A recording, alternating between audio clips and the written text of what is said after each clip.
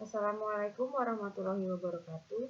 Perkenalkan, saya Maria Bergita Anamangurek, peserta pelatihan dasar CPNS 2021 Kementerian ATR BPN, golongan 3, gelombang 1. Pada kesempatan kali ini, saya akan memaparkan mengenai tugas individu.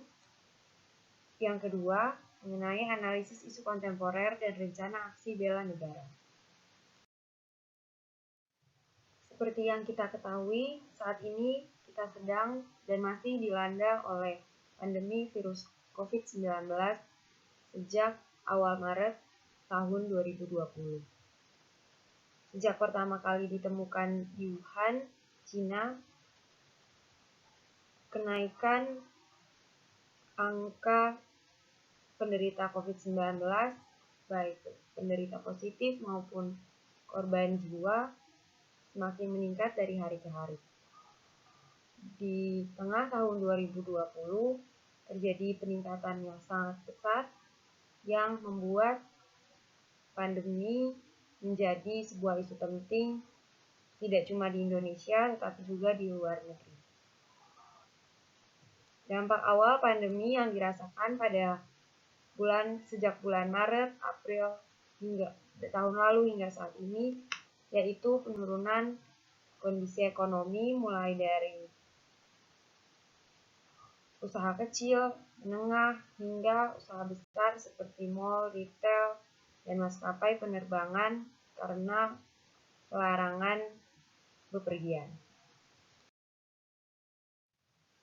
Tidak hanya di Indonesia, seluruh dunia merasakan penurunan kondisi ekonomi yang dapat dilihat dari penurunan tajam Gross Domestic Product di berbagai negara di dunia saat masa awal pandemi.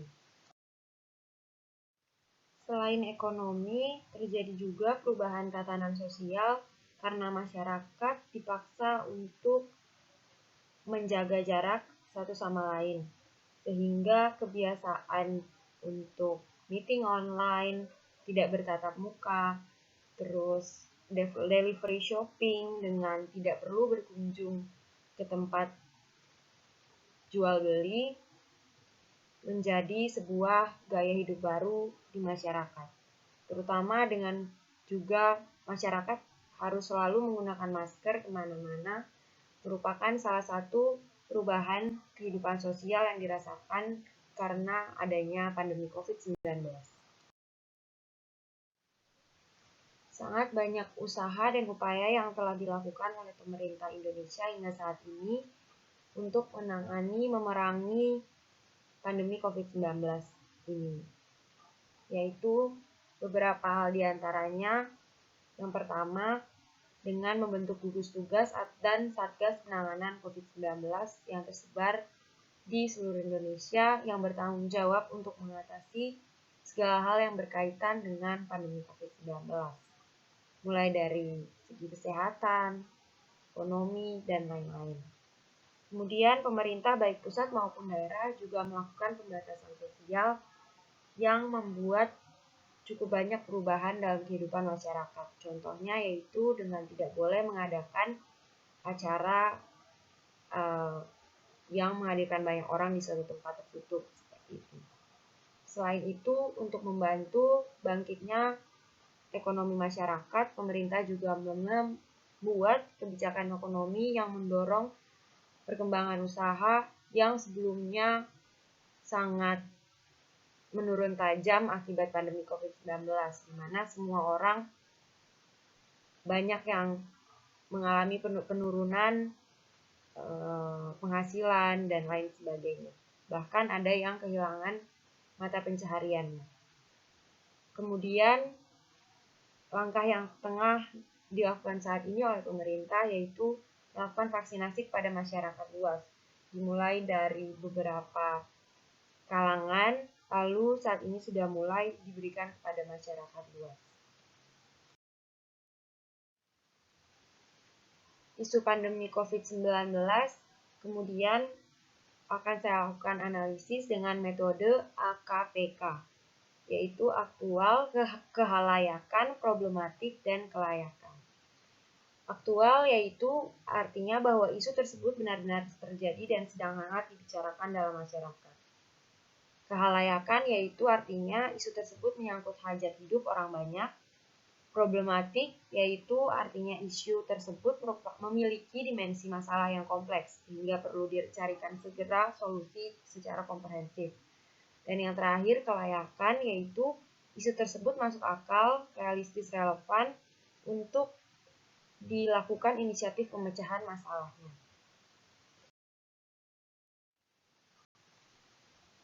Kemudian, berdasarkan kriteria-kriteria teknik lapisan AKPK, saya memberi nilai untuk isu pandemi COVID-19 di Indonesia saat ini. Pandemi COVID ini merupakan isu yang aktual karena nyata terjadi di masyarakat hingga saat ini. Untuk kriteria yang kedua yaitu kehalayakan, saya beri nilai 5 karena merupakan bersangkutan dengan hajat hidup orang banyak karena bersentuhan dengan masalah kesehatan dan juga ekonomi maupun sosial. Untuk kriteria yang ketiga yaitu problematik, memang COVID-19 ini merupakan isu yang sangat kompleks yang memerlukan banyak pikiran dan tenaga dari berbagai sisi sehingga perlu segera untuk ditangani. Untuk kriteria yang keempat yaitu kelayakan, saya beri nilai 4 karena isu ini telah dan sedang ditangani namun belum selesai sehingga masih diperlukan langkah-langkah konkret lainnya untuk membantu dan mempercepat penanganan COVID-19 di Indonesia. Berdasarkan analisis isu kontemporer yang saat ini sedang terjadi, yaitu yang telah saya analisis menggunakan metode AKPK tersebut, sebagai calon ASN, rencana aksi bela negara terkait dengan dengan kondisi pandemi COVID-19 ini, nilai bela negara yang dapat saya gunakan dalam penanganan COVID-19 sebagai seorang calon ASN yaitu ada 3. Yang pertama, rela berkorban untuk bangsa dan negara. Dapat saya lakukan dengan selalu menaati protokol kesehatan dimanapun saya berada, di kantor, di lapangan, di rumah, maupun di jalan. Terus juga dengan mengikuti peraturan pemerintah untuk tidak mudik. Tahun lalu ketika ada larangan pemerintah untuk tidak mudik di saat Lebaran, saya pribadi tidak mudik ke kampung halaman. Kemudian yang ketiga yaitu dengan berpartisipasi aktif sebagai bentuk kepedulian kepada masyarakat dan negara dengan membantu memberikan penyampaian kepada masyarakat yang saya temui di lapangan mengenai protokol kesehatan dan juga pentingnya vaksinasi. Kemudian juga nilai bela negara yang lain adalah kemampuan awal bela negara. Saya juga menjaga fisik saya dengan mengkonsumsi vitamin, makan makanan yang sehat, dan juga bersedia divaksinasi dan kemudian dipublikasi sebagai contoh bagi lingkungan sekitar saya. Selain itu juga saya beberapa kali melakukan tes ketika saya tahu bahwa saya memiliki kontak erat dengan pasien positif. Kemudian yang terakhir yaitu sebagai calon ASN, nilai bela negara yang dapat saya kembangkan yaitu cinta tanah air dengan membeli produk hasil karya anak bangsa, misalnya dari UMKM terdekat untuk meningkatkan kemampuan ekonomi masyarakat di masa pandemi. Sekian presentasi dari saya. Terima kasih.